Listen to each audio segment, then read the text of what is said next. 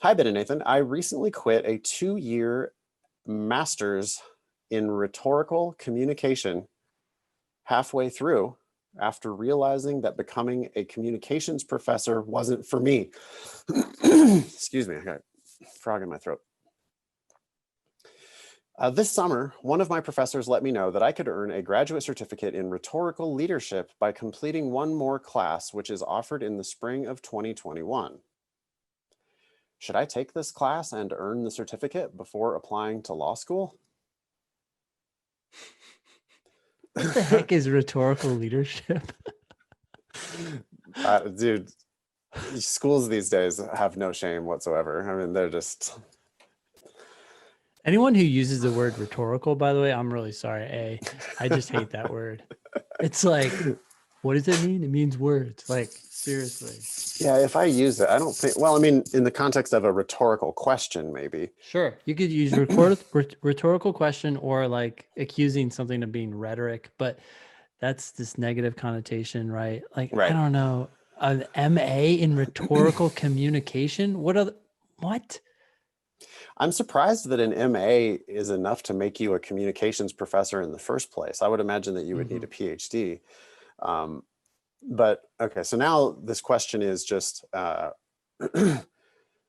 should I take this one more class to get this certificate? My gut is telling me it doesn't matter. I don't give a shit. Like, do it, don't do it, who cares? Put it on your resume. On the one hand, this certificate would look nice on my resume and could improve my standing in the minds of my former professors, leading to slightly stronger letters of recommendation. Oh, wow. Brutally overthinking it here. Your professors aren't going to give a shit about that. It would also give me the pride of having finished what I started, albeit for a certificate instead of a degree. Further, this class incorporates a lot of critical analysis of rhetorical arguments and might sharpen my mind for the LSAT and for law school. Maybe. It's possible. Sure. Okay. It also might confuse you. I've had students who studied formal logic who have names for things that I don't have names for. And I was talking about this with my class the other night. I never studied any kind of formal logic whatsoever. And I was pretty damn good at the LSAT from jump. You know, I studied economics and like took some computer science classes and that type of shit. But it certainly wasn't formal logic and rhetoric and all that. And like having names for various different fallacies, do you think that helps? No, if anything, it confuses. It's almost, I wouldn't say it always confuses, but it often does. I mean, once you learn the sufficient for necessary flaw, and once you learn the common sense correlation does not mean causation flaw, you know, keep an eye out for reversal of cause and effect. Those are common sense things. Beyond that, having a name for all these different fallacies and all these different arguments, you know, that's inductive reasoning versus deductive reasoning. I haven't said that shit once in any of my classes in 10 years. Didn't you see the difference there? That was deductive. Ergo, what? Oh, I'm like, huh? No, the answer is D though. Like, I predicted the answer. I didn't have anything to do with deductive versus whatever, you know, like reductive, whatever that is. About Latin ad absurdum or whatever. It's like, I don't know any of that shit. I did not go to a fancy school where, you know, I never studied Latin, and I don't like, it's very straightforward at UC Davis. But anyway, on the other hand, so this is the other side of the argument now. On the other hand, taking a graduate level class in the spring would cut into my LSAT study time. I currently study 5 days a week, and I plan to take the LSAT in January, February, and possibly April. That sounds pretty good. This graduate class will begin shortly after the January LSAT and would potentially interfere with my studying for the February and April tests. Really? I mean, I guess this person must have a job as well, because otherwise you don't need to be studying 40 hours a week for the LSAT. Although I'm hoping for the best, I want to be able to study extra for the February and April tests in case I bomb in January. And taking a grad class might interfere with that. Also, do schools even look at graduate school grades and or programs? What should I do? Praise the demon. Thanks for your time, A. Thanks for writing in, A. What do you think about that last question? Are schools going to give a shit whether this person has the certificate on their resume? I don't think so. I mean, the only thought I had was like, there is this kind of weird sense like you started something and you didn't finish it. I think if I were law school, I'd be worried. Are you going to start law school and not finish? Am I admitting you for no reason? So would a certificate then like give the air of like, oh, I completed what I set out to accomplish? I don't know. Yeah, so maybe a personal, a very compelling personal statement that makes the clear case for law school.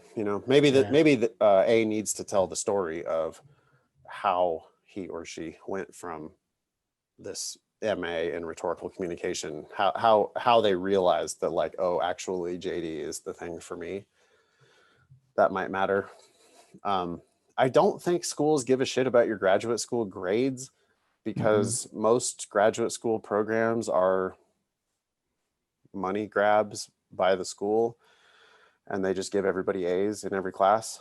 And so, I can't tell you how many students are like, well, I had a 2.9 in my undergrad, but then I did a master's and I had a 3.8 in that. And it's like, yeah, you and everybody else. It's just not hard to get good grades in grad school. They know you don't need that degree. And so they're not going to like give you C's in your first classes because they don't want you to drop out. So that, oh, you're doing very wow, A pluses all across the board. You're a star.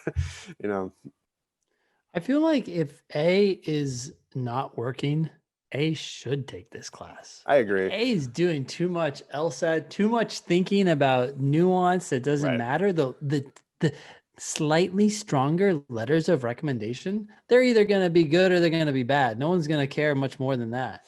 Like either the person has nice things to say about you or they're like neutral or negative. That was the weirdest thing in this email, was thinking that the professors are going to write better letters of recommendation because of the certificate. That makes no sense. They're supposed to be writing about their experience with you in their classes.